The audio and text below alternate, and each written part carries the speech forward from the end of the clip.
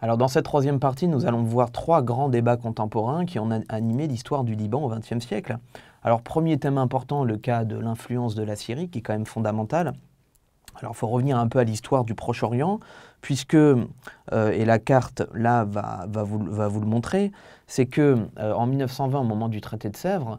finalement il y a deux choix pour la France qui devient puissance mandataire. C'est à la fois de créer une grande Syrie qui pourrait unifier toutes les provinces syriennes entièrement ottomanes, ou alors créer un État à deux têtes avec le grand Liban maronite chrétien et la Syrie arabe. De l'autre côté, la France va privilégier la deuxième option. Et finalement, pendant près de 20 ans, la Syrie et le Liban vont relativement bien collaborer parce qu'ils veulent leur indépendance mutuelle. Ils l'obtiennent d'ailleurs en 1943 et le pacte national signé en 1943 au Liban va établir une première concorde, enfin une deuxième concorde plutôt entre les deux pays, puisque la Syrie accepte le principe d'un Liban autonome et le Liban accepte son caractère, son arabité et non son occidentalité, mais en contrepartie bénéficie finalement de l'acceptation de sa souveraineté par la Syrie. Alors on va avoir une multitude d'événements qui vont créer et accélérer les tensions entre la Syrie et le Liban. Premier élément important, on en a parlé un peu tout à l'heure, 1956, quand le président Chamoun refuse à la fois le principe du panarabisme du général Nasser, alors qu'elle est acceptée par la Syrie, c'est-à-dire cette façon d'unir à la fois le monde arabe contre l'État israélien, donc le Liban finalement étant plutôt pro-israélien depuis 1943, finalement elle refuse une alliance arabe contre l'État israélien, donc ça crée des tensions. Le deuxième élément de tension, c'est que l'accord de 1969 du Caire, qui reconnaît le principe de l'extraterritorialité de la présence palestinienne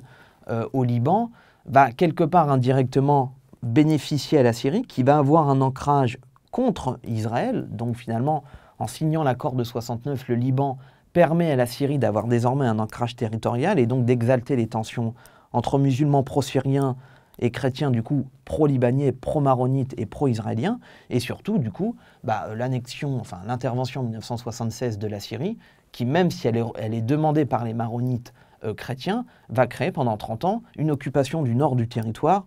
par la Syrie. On peut également indiquer qu'économiquement, le Liban est quand même l'apogée de développement libéral et capitaliste au cœur du Proche-Orient, donc la Syrie bénéficie du dynamisme économique du Liban en l'occupant, et surtout, d'un point de vue géopolitique, par le Liban, la Syrie peut ravitailler à la fois les fédéides palestiniens et à la fois l'OLP, l'Organisation de libération de la Palestine, voire ensuite le djihad islamique créé en 1983, voire le Liban créé en 1982. Alors parlons aussi dans un deuxième temps de l'influence de ce fameux Hezbollah, le Hezbollah qui s'appelle le Parti de Dieu, qui a été créé en 1982, qui a été créé par les Pasdaran des services secrets iraniens et qui correspond à un contexte quand même particulier. 1982, je vous l'ai expliqué tout à l'heure, l'opération Paix en Galilée. Israël voit, après la guerre de 78, une façon de réoccuper le Liban, de chasser les fédéides palestiniens et d'aller traquer les membres de l'OLP au cœur de Beyrouth. 1982, il y a une réaction en chaîne au Liban, à la fois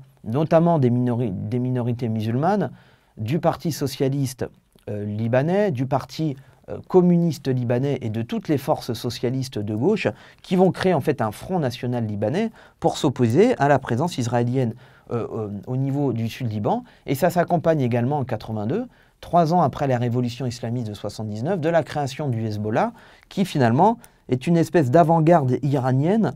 dont l'objectif, puisque le Hezbollah a été créé par les Pasdaran iraniens, d'avoir un ancrage sur Israël pour soit lancer des roquettes, soit mener des incursions au niveau du nord d'Israël. Donc en gros, le Hezbollah est une émanation de l'Iran sur un contexte d'occupation israélien, et ça permet à l'Iran d'avoir un ancrage pour attaquer Israël, comme d'ailleurs jusqu'à aujourd'hui, jusqu'à l'opération 2006 contre le Hezbollah. Alors finissons du coup par l'État israélien. Alors l'État israélien, finalement, on l'a dit tout à l'heure, voit le Liban comme une espèce de protection territoriale pour les fédéides palestiniens et va mener une stratégie à partir de 1975, d'ailleurs bien avant, dès 1943, c'est-à-dire de s'appuyer sur la majorité religieuse et ethnique, c'est-à-dire les maronites chrétiens,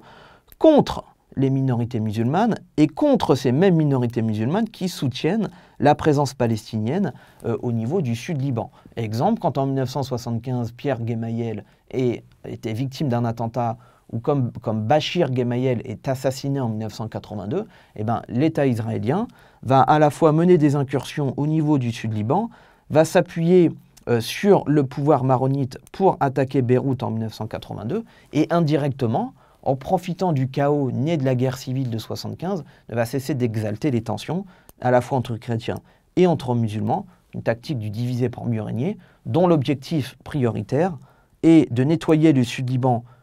à la fois de la présence palestinienne et également de la présence du Hezbollah à partir de 1982. Donc pour simplifier, on peut considérer que le Liban